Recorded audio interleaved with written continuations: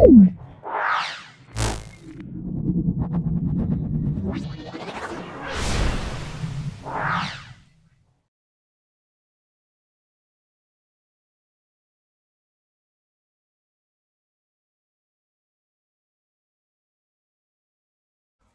আমরা শুরু করছি এবিটিএ টেস্ট পেপার 32তম সেট। 444 পেজে আছে।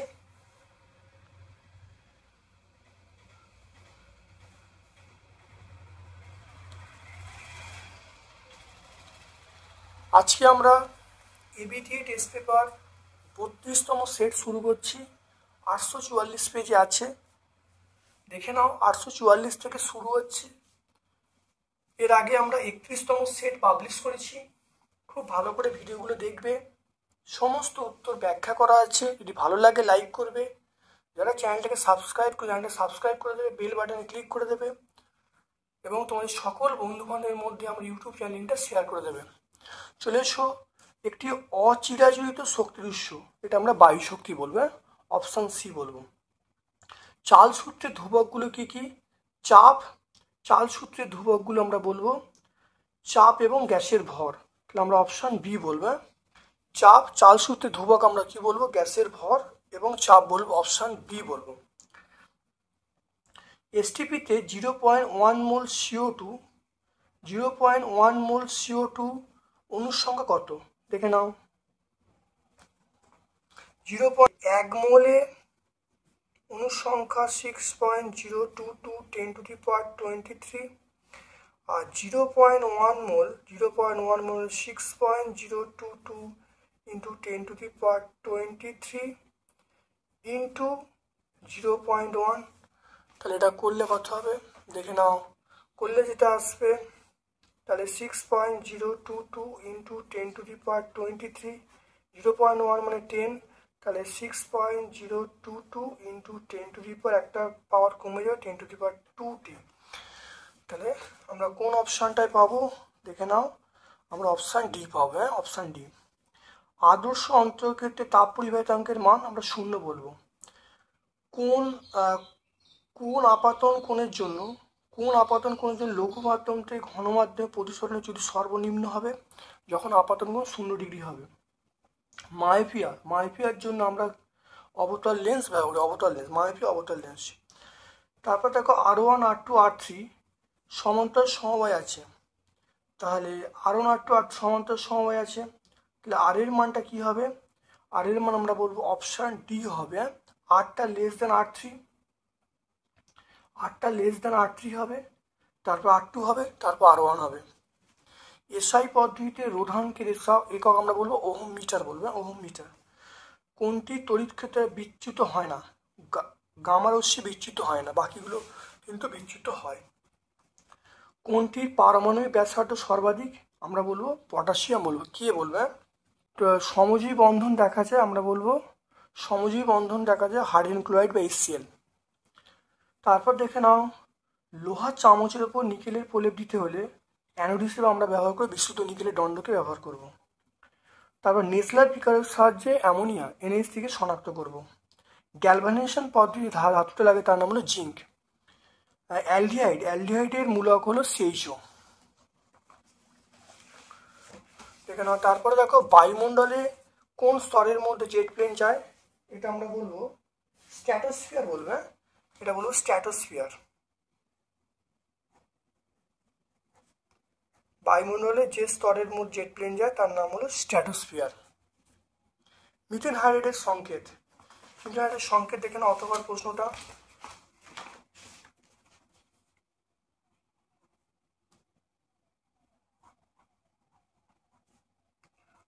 CH4 23H2। পৃথিবীর ছাতা নামে পরিচিত এটা হলো ওজোন স্তর, আমরা বলবো ওজোন স্তর বলবো।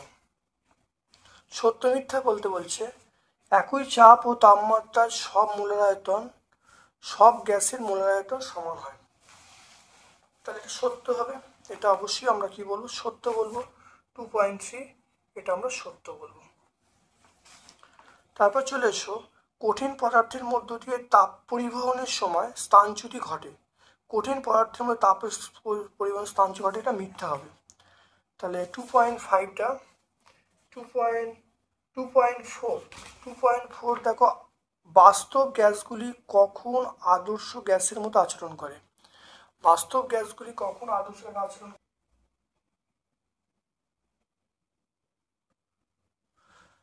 নিম্নচাপ উচ্চ উষ্ণতা, নিম্নচাপ উচ্চ উষ্ণতা। তাহলে পেজ নাম্বার 19-এ পেয়ে যাব, এটা আমরা পেজ নাম্বার 19-এ পেয়ে যাব, পেজ নাম্বার 19, নিম্নচাপ উচ্চ উষ্ণতা। তারপর দেখো, কঠিন পদার্থের মধ্য দিয়ে তাপ পরিবহনের সময় পদার্থের স্থানচ্যুতি ঘটে, এটা মিথ্যা। 2.5 এটা আমরা বলবো মিথ্যা বলবো।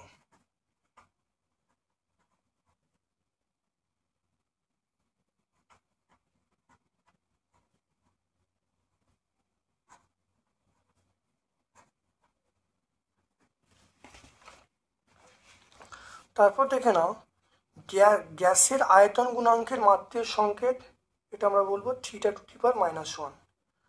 একটি আলোরশ্মি অবতল দর্পণের বক্রতা কেন্দ্রে দিয়ে গেলে তাহলে আপাতন কোণ কত হবে? আপাতন কোণ এটা 0 ডিগ্রি হবে।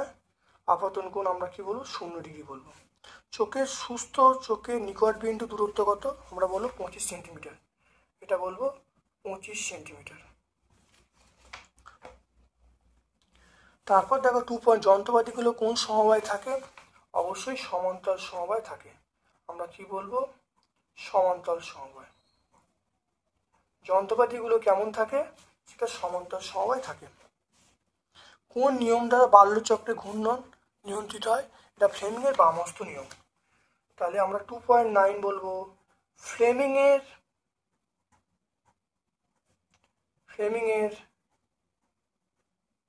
বামহস্ত নিয়ম, আমরা বলবো ফ্লেমিংয়ের বামহস্ত নিয়ম। তারপর দেখে নাও, কোনো তেজস্ক্রিয় মৌল পরমাণু থেকে তেজস্ক্রিয় নির্গত হলে পারমাণবিক সংখ্যা,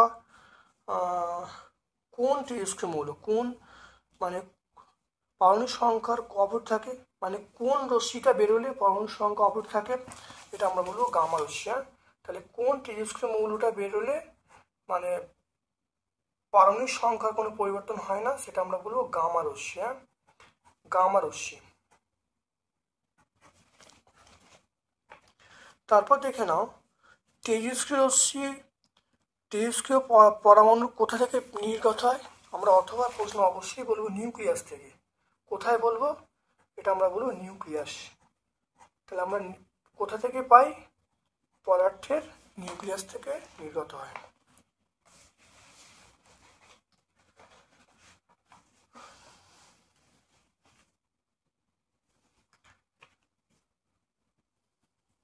সন্ধিগত মৌল, এটা ম্যাঙ্গানিজ বলবো। সন্ধিগত মৌল আমরা ম্যাঙ্গানিজ বলবো। তেজস্ক্রিয় নিষ্ক্রিয় গ্যাস, এটা আমরা বলবো রেডন বলবো। তীব্র তড়িৎ ধনাত্মক মৌল, এটা সিজিয়াম বলবো। তারপর দেখো, জল অণুতে উপস্থিত বন্ধন, এটা আমরা বলবো সমজীবী বন্ধন বলবো।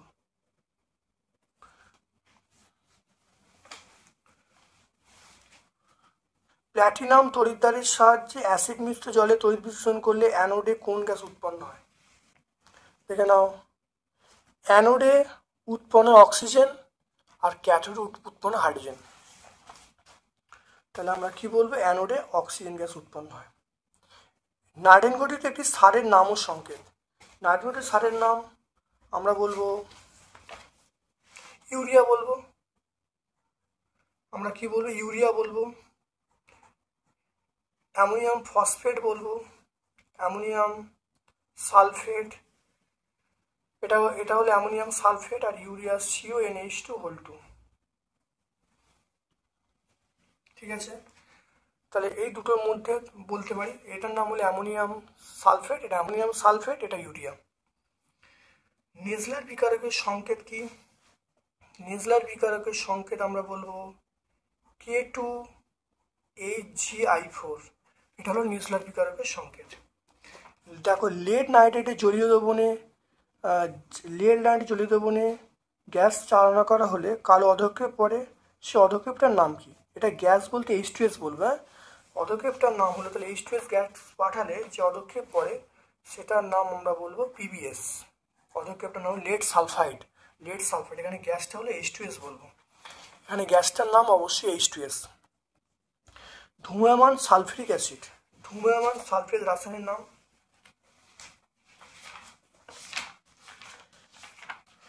যেখানে ধূম্রমান সালফিউরিক অ্যাসিড এর রাসায়নিক নাম হলো পাইরোসালফিউরিক অ্যাসিড। আমরা কি বলবো? পাইরোসালফিউরিক অ্যাসিড। পেজ নাম্বার 127 পাবো, এটা আমরা পেজ নাম্বার 127 পেয়ে যাব। কার্বন কার্বন ত্রিবন্ধনযুক্ত যৌগের নাম। কার্বন ত্রিবন্ধন যৌগের নাম আমরা বলবো অ্যাসিটিলিন বলবো, হ্যাঁ। 2.17 আমরা বলবো অ্যাসিটিলিন। C2H2 এটা বলবো অ্যাসিটিলিন।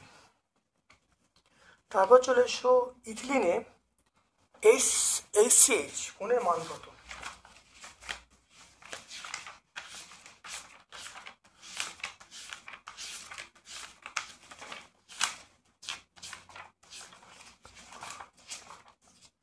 ইথিলিনে HCH কোণের মান কত? দেখো HCH কোণের মান আমরা দেখো ইথিলিনে দেখো HCH বা HCH এই কোণের মান কত? 120 ডিগ্রি। দেখে নাও, আমরা কত বলবো? 120 ডিগ্রি।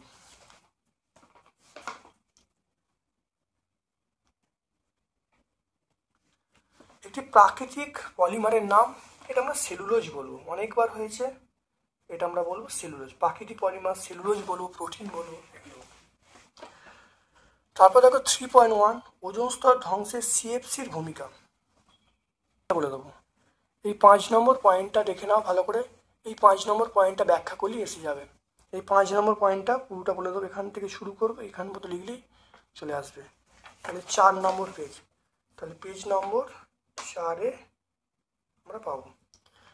আদর্শ গ্যাসের সমীকরণ প্রতিষ্ঠা করতে অনেকবার হয়েছে, প্রত্যেকটা পেজে পেজে আছে। এরকম ধরনের যে অঙ্কগুলো অনেকবার হয়েছে তোমরা অবশ্যই পেয়ে যাবে। তোমরা যদি সবগুলো ভিডিও লক্ষ্য করো দেখবে অঙ্ক সলভ করা আছে। আকাশকে নীল দেয় কেন? দেখে নাও। আকাশকে নীল দেওয়ার কারণ ভালো দেখে নাও, এই উত্তরটা পেয়ে যাবো। দেখো আকাশকে নীল দেওয়ার কারণ আমরা এই প্যারাটা বললে উত্তর চলে আসবে। 58 পেজে, পেজ নাম্বার 58 আমরা পেয়ে যাব। একটি লেন্স উত্তল অবতল স্পর্শ না করে কিভাবে শনাক্ত করবে? দেখে নাও, একটি লেন্স উত্তল অবতল কিভাবে চিনবো? দেখো এখানে লেখা আছে, লেন্সের খুব কাছে আঙুল রেখে উল্টো দিক থেকে দেখলে প্রতিবিম্ব সমশীর্ষ বড় হয়, তাহলে লেন্সটি উত্তল হবে। আর যদি প্রতিবিম্ব ছোট হয়, সমশীর্ষ হয়, তাহলে আমরা প্রতিবিম্ব লেন্সটি অবতল হবে। দেখে নাও, পেয়ে যাব, পেজ নাম্বার 46-এ পেয়ে যাব। একই প্রকারে দুটি পরিবাহী, দেখে নাও, একই প্রকারে দুটি পরিবাহীর মধ্য দিয়ে একই সময় ধরে তড়িৎ প্রবাহ পাঠালে একটিতে অন্যটির তুলনায় 4 গুণ বেশি তাপ উৎপন্ন হয়, তাহলে প্রবাহ মাত্রার অনুপাত কত? এরকম অঙ্ক আমরা করেছি, অবশ্যই করা হয়েছে, তোমরা ভিডিও দেখলে অবশ্যই উত্তর পাবে। আর্থিংয়ের প্রয়োজনীয়তা কি? দেখে নাও, আর্থিংয়ের প্রয়োজনীয়তা বা সুফল দুটো পয়েন্ট তুমি উল্লেখ করে দেবে, দুটো পয়েন্ট লিখলে উত্তর চলে আসবে।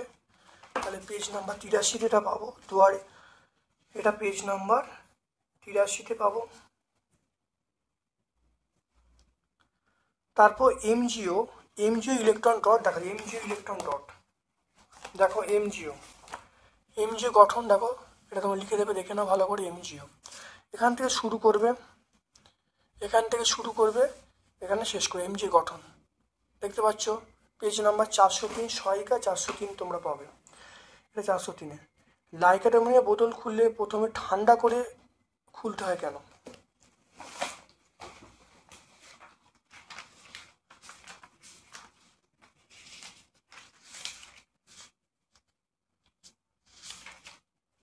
দেখুন, লাইকার অ্যামোনিয়া বোতল খুললে ঠান্ডা করে খুলতে হয়, দেখতে পাচ্ছ, ঠান্ডা করে খুলতে হয়। আগের উত্তরটা আমরা 403-এ, সহায়িকা 403-এ পেলাম। এখানে উত্তরটা হলো আমরা ভট্টাচার্য ব্রাদার্সের পেজ নাম্বার 115-এ পাবো, লাইকার অ্যামোনিয়া। আয়রন এবং কপারের প্রধান আকরিকের নাম ও সংকেত। আয়রন এবং কপার।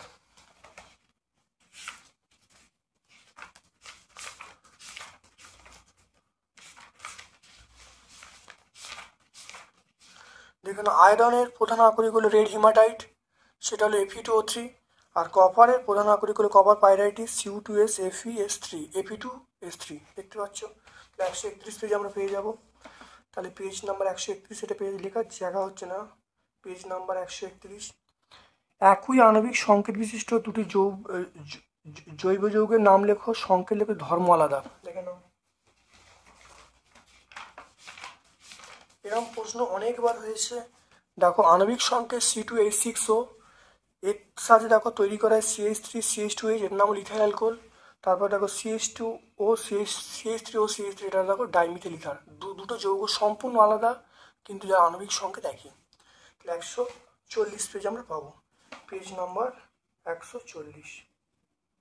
তারপর দেখো, ইথিলিনের গঠন সংকেত দেখাও যে ইথিলিন অসম্পৃক্ত হাইড্রোকার্বন।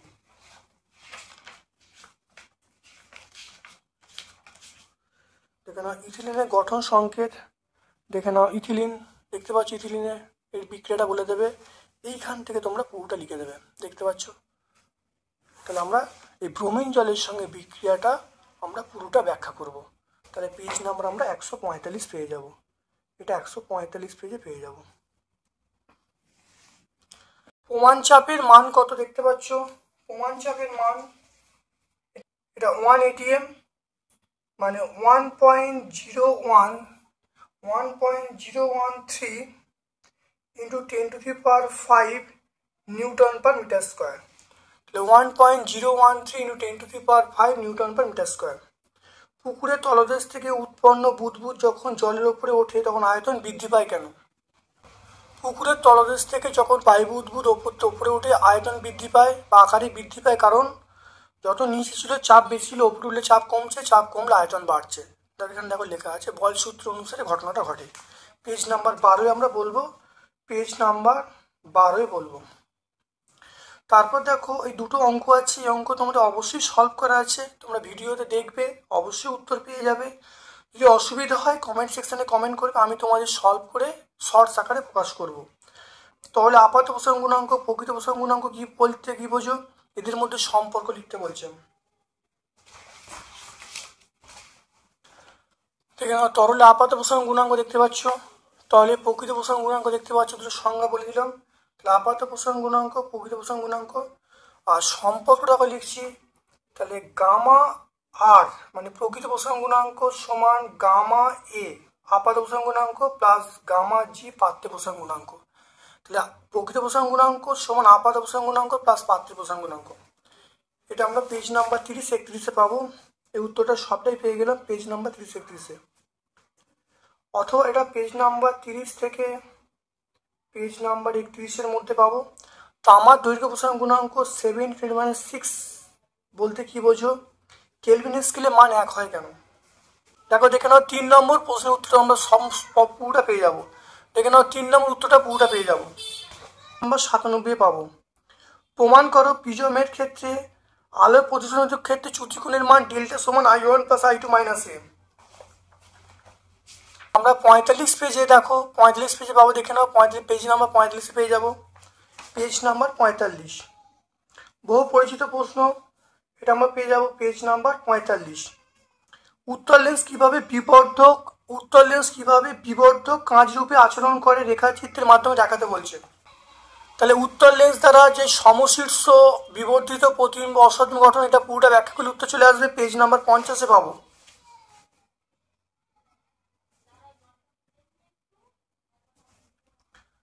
তারপর দেখে নাও বিপদ সংকেত হিসাবে আমরা লাল বর্ণ কেন ব্যবহার করি। বিপদ সংকেত হিসাবে আমরা লাল বর্ণ কেন ব্যবহার করি? 37 প্রশ্ন উত্তর পুরো পেয়ে যাবে, বিপদ সংকেত হিসাবে কেন লাল বর্ণ ব্যবহার করা হয়। এটা 182 পেজে পাবো। তারপর দেখি F সমান R/2, এটা বহুবার হয়েছে, বহু পরিচিত প্রশ্ন। F সমান R/2 দেখো 39-40 পেজ দেখো, দেখে নাও 39 থেকে শুরু করব। দেখে নাও 39 থেকে এটা আমরা অবতল দর্পণে বলবো। আর দেখো 40 পেজ দেখো আমরা উত্তল দর্পণে পাবো। তাহলে উত্তল অবতল যে কোনো একটা পদ্ধতিতে করে দেবো। 39 থেকে 40 পেজের মধ্যে আমরা পেয়ে যাব। তারপর থেকে জুলের যে সূত্র আছে এটা আমরা পেজ নাম্বার 71 পেয়ে যাব। তারপর দেখো 100 ওহম রোধ বিশিষ্ট কুণ্ডলী 30 মিনিট ধরে 2 অ্যাম্পিয়ার তড়িৎ পরিবহন করছে। প্রবাহিত আধান, কৃতকার্যের পরিমাণ, উৎপন্ন তাপের পরিমাণ নির্ণয় করতে বলছে। দেখে নাও, আর এর মান দেওয়া আছে 100 ওহম, টি এর মান 30 মিনিট, 30 × 60 করলে সেকেন্ডে হবে, আই এর মান 2 অ্যাম্পিয়ার। আমরা জানি আই সমান কিউ বাই টি, তাহলে কিউ সমান আই টি, তাহলে আই এর মান 2, টি এর মান দেখো 30 × 60 গুণ করলে দেখো পেয়ে গেলাম কিউ এর মান 3600। তাহলে প্রবাহিত আধান কত? 3600 কুলম, সি মানে কুলম। এরপর দেখো কৃতকার্যের পরিমাণ, উৎপন্ন তাপ। আমরা জানি এইচ সমান আই স্কোয়ার আর টি, এটা আমরা জানি। আয়ের মান, আর এর মান, টি এর মান বসিয়ে দিয়েছি। দেখো এইচ এর মান আমরা পেয়ে গেলাম, দেখে নাও এইচ এর মান পেয়ে গেলাম দেখো 72-এর গায়ে 4টে শূন্য, তাহলে বলবো 72 × 10⁴, 72 × 10⁴ জুল। এটা এসআইতে করলাম। যদি এসআই করি তাহলে আমরা কি বলবো 72 × 10⁴ জুল। যদি আমরা সিজিএসে করি তাহলে দেখো আমরা এখানে যে সমীকরণটা লিখেছি I square R T by J করবো, আর সিজিএসে করতে গেলে আমরা বাই জে করবো। তাহলে জে করেছি, জে এর মান 4.2, মান বসিয়ে দিয়েছি। মান বসে এখানে আমি পেয়ে গেছি 17.14 10 × 10⁴ ক্যালোরি। তাহলে আমরা যদি জে দিয়ে ভাগ করি, জে দিয়ে ভাগ করলে তাহলে উত্তর আসছে 17.14 × 10⁴ ক্যালোরি। আর যদি আমি এসআই করি তাহলে 72 × 10⁴ জুল। আর কৃতকার্যের পরিমাণ মনে রাখবে, সেটা তোমার এসআই যা বেরিয়েছে সেটাই কিন্তু কৃতকার্যের পরিমাণ হবে।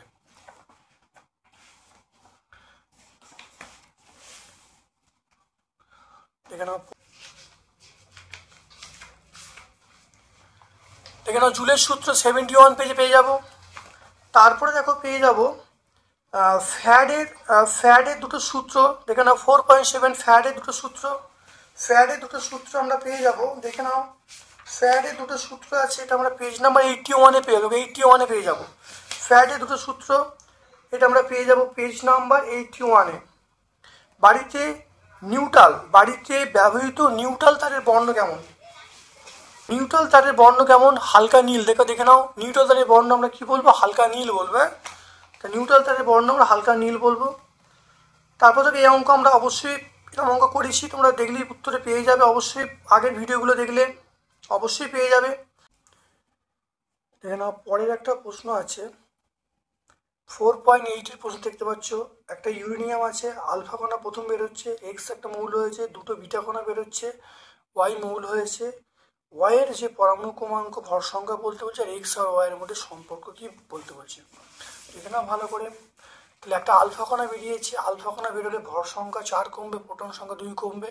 দেখো ভর সংখ্যা 238 ছিল, তার থেকে দেখো 4 কমেছে, প্রোটন সংখ্যা দেখো 2 কমবে, তাহলে 92 ছিল, তাই 92 - 2 হলো। এবার দেখো দুটো বিটা কণা বেরিয়েছে, তাহলে দুটো বিটা কণা বেরিয়ে নতুন নিউক্লিয়াস তাহলে ওয়াই তৈরি হবে।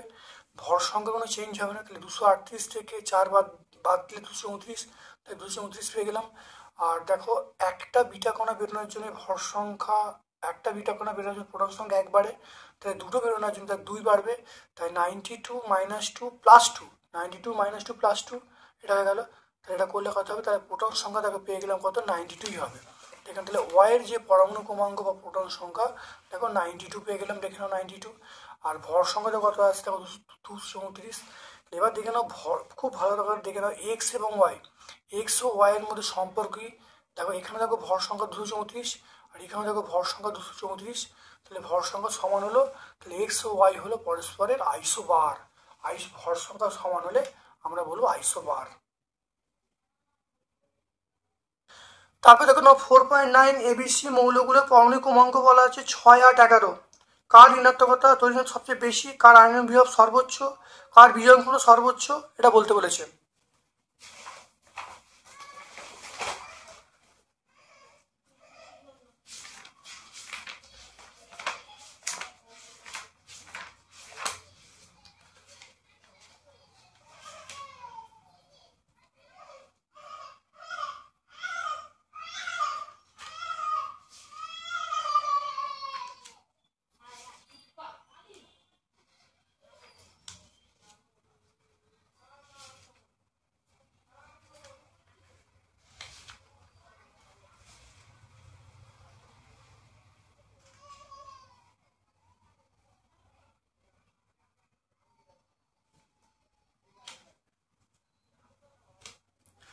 দেখে নাও, আমরা 4-এর প্রশ্নের উত্তরটা পুরো সম্পূর্ণ এক, পুরো উত্তরটা দেখো পেজ দেখো 4-এর প্রশ্নটা, আর আমাদের প্রশ্ন পুরো সম্পূর্ণ এক, ভালো করে দেখবে। 360 পেজের মধ্যে পাবে, পেজ নাম্বার কত 360, এটা পাবে পেজ নাম্বার 360। তারপর দেখো লোহার চামচের উপর সিলভারে প্রলেপ দিতে হলে ক্যাথোড অ্যানোড তৈজবিজ হিসাবে কি ব্যবহার করবে? লোহার চামচের উপর সিলভারের প্রলেপ,